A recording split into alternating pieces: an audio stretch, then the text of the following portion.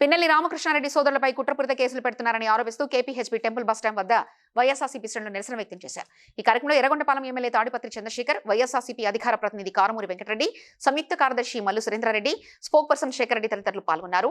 ఈ సందర్భంగా కారుమూరి వెంకటరెడ్డి మాట్లాడుతూ పిన్నెల్లి రామకృష్ణారెడ్డిపై అక్రమ కేసులు పెట్టారని విమర్శించారు.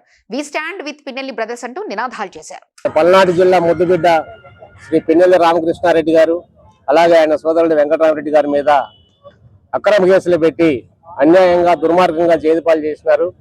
దీనికి నిరసనగా ఈరోజు హైదరాబాద్ లోని కేపీహెచ్బీ కాలనీలో నిరసన కార్యక్రమం చేపట్టాము. అతి త్వరలోనే ఈ దుర్మార్గమైన కూటమి పరిపాలన అంతమవుతుంది.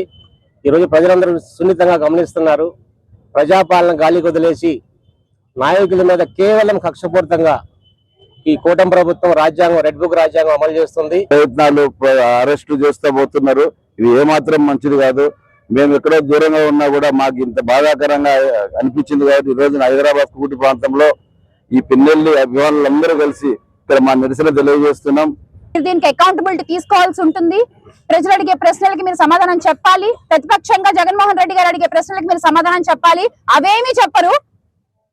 ఎంతసేపు అక్రమ అరెస్టులు చేయడము, నిర్బంధాలు చేయడము, బయటకు వస్తే బెయిల్ క్యాన్సిల్ చేయడము, ఇలా సాగుతున్న మీ కక్ష రాజకీయాలకి చరమ గీతం త్వరలోనే పాడతాం.